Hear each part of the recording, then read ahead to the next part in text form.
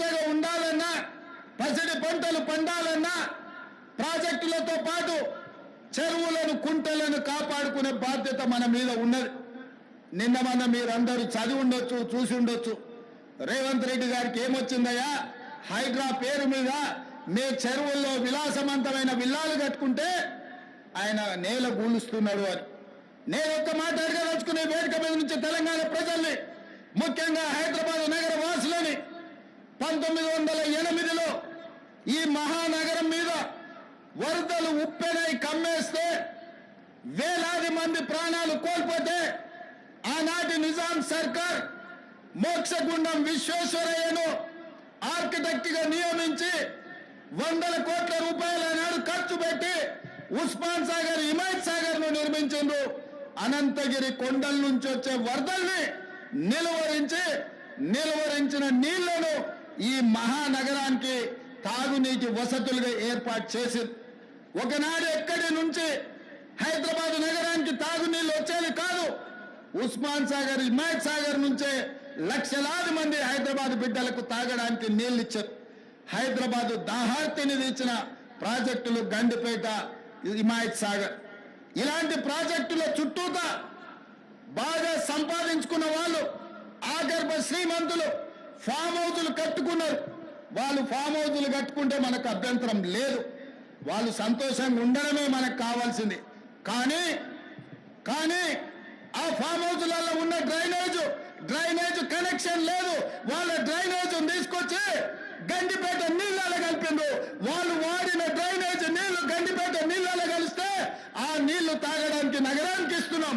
నేను అడుగుతున్న మిత్రులారా, ఇవాళ మీరు చెప్పండి, ఎవరో బలిసినోడు కట్టుకున్న ఫామ్ హౌస్ డ్రైనేజ్ నీళ్లు గండిపేట తాగి నీళ్ళలో కలుస్తుంటే ఆ నీళ్ళని నగర ప్రజలకు తాగడానికి ఇస్తే ముఖ్యమంత్రిగా నేను వైఫల్యం చెందినట్టు కాదా? ఒక్కసారి ఆలోచన చెయ్యండి.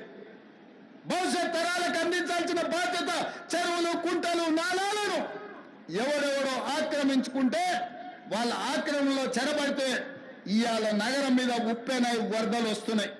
ఆ వరదలు ఎక్కడికి వెళ్తున్నాయి? బస్తీలో ఉన్న పేదోళ్ళ ఇళ్లకు పోతున్నాయి.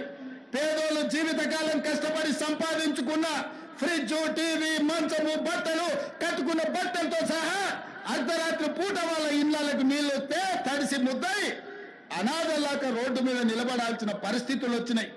మున్నేరు వాగు పక్కన ఖమ్మంలో అయినా, వరంగల్ జిల్లాలో అయినా, హైదరాబాద్ నగరంలో అయినా, కృష్ణానది ఒడ్డున మునిగే ప్రాంతాలైనా దుర్మార్గులు ఆక్రమించుకున్న చెరువుల వల్లనే ఇవాళ వరదలు వస్తున్నాయి. అందుకే హైడ్రాను ప్రారంభించినాం. హైడ్రా స్పెషల్ టాస్కే ఈ చెరువులను ఆక్రమించిన వాళ్ళను చెరబట్టాలని, చెరబట్టిన వాళ్ళ నుంచి విడిపించాలని, అలాంటి వాళ్ళని అవసరమైతే చెరసాలకు తోలాలనేది నా ప్రభుత్వ విధానం.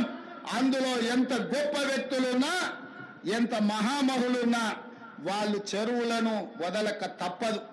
అందుకే ఈ వేదిక మీద నుంచి గొప్ప వ్యక్తులకు నేను విజ్ఞప్తి చేస్తున్నా, అయ్యా, ఆక్రమించుకున్న చెరువులను మీరే వదలండి, గౌరవంగా పక్కకు తప్పుకోండి, నీటిపారుదల శాఖకు అప్పగించండి, మీకేం కావాలనో పోయి దూరంగా కట్టుకోండి.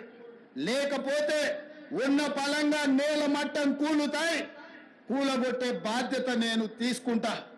ఇలా ఎఫ్టీఎల్లో కానీ, బఫర్ జోన్లో కానీ, నాలాలలో అక్రమంగా నిర్మాణాలు ఏవైతే ఉన్నాయో వాటన్నిటినీ నిరభ్యంతరంగా మేము తొలగిస్తాం.